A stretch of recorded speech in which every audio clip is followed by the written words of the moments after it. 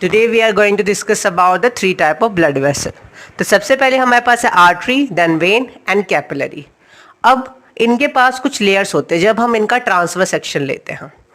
तो outer most layer को हम कहते हैं ट्यूनिका एक्सटर्ना, मिडल को ट्यूना मीडिया एंड अंदर वाली को ट्यूना इंटरना. अब ये ट्यूना का मतलब होता है लेयर. ओके ये तीनों तरीके की लेयर प्रेजेंट होती है आर्टरीज और वेन में. पर अगर कैपिलरी की बात करें वहां पे केवल ट्यूनिका इंटरना प्रेजेंट होती है और ट्यूनिका एक्सटर्ना और ट्यूना मीडिया एब्सेंट होती है. तो हम आर्टरीज में देखते हैं. अगर मैं आर्टरी में देखूं ट्यूनिका एक्सटर्ना और इंटरना लगभग सेम साइज की रहती है आर्टरीज और वेन्स में. पर ट्यूना मीडिया की बात करें यहाँ पे ट्यूना मीडिया ज़्यादा थिक है और यहाँ पे ट्यूना मीडिया थिन है. तो अगर मैं थिकनेस की बात करूँ तो आर्टरी ज़्यादा थिकर होती है और वेन्स कम थिकर होती है. तो सबसे पहले हम बात करते हैं थिकनेस की. तो आर्टरी ज़्यादा थिक है, वेन्स कम थिक है और कैपिलरीज जो है वो सबसे कम थिक है क्योंकि इनके पास तो ना तो एक्सटर्ना है ना ही मीडिया है.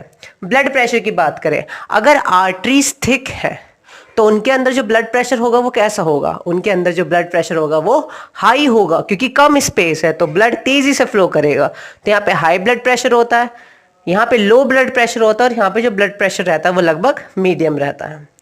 अब जो इनके अंदर की कैविटी होती है उन्हें ल्यूमन कहते हैं. सबसे छोटी कैविटी देखने को मिलती है आपको आर्टरीज में, फिर लार्जेस्ट वेन में और मीडियम कैपिलरीज में.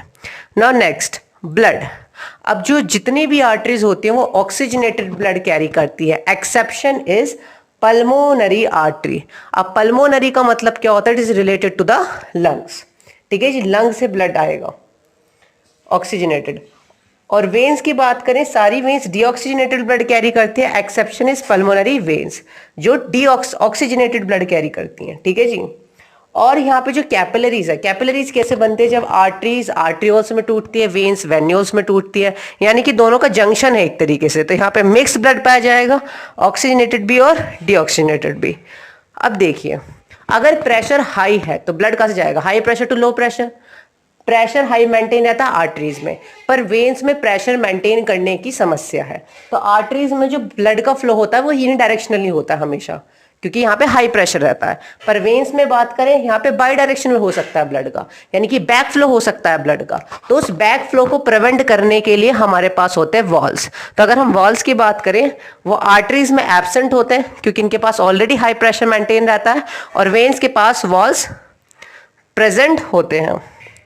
ओके यहाँ पे जो वॉल्स हैं यहाँ पे ये प्रेजेंट है. डायरेक्शन की बात करें, अब इसमें कोई एक्सेप्शन नहीं है. डायरेक्शन क्या होती है कि आर्टरीज की डायरेक्शन होती है हार्ट से टिश्यू को. तो यानी कि हार्ट से आर्टरीज निकलती हैं और वो प्रोवाइड करती हैं blood to the tissue and different organs.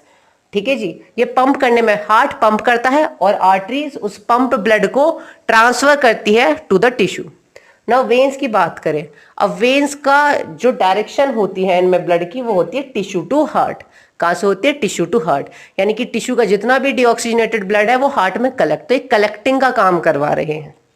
Okay now capillary की बात करें तो कैपिलरीज में क्या होता है? कैपिलरीज से टिश्यू में ट्रांसफर होता है substances while with the help of tissue fluid. Okay अब जो ब्लड पाया जाता है आर्टरीज में वो ब्राइट रेड कलर का होता है ऑक्सीजनेटेड जनरली, और वेन्स में ये जो पाया जाता है वो डार्क रेड, और यहाँ पे तो मिक्स ब्लड पाया ही जाता है. तो होप सो आपको ये वीडियो समझ में आई होगी. Thank you for watching.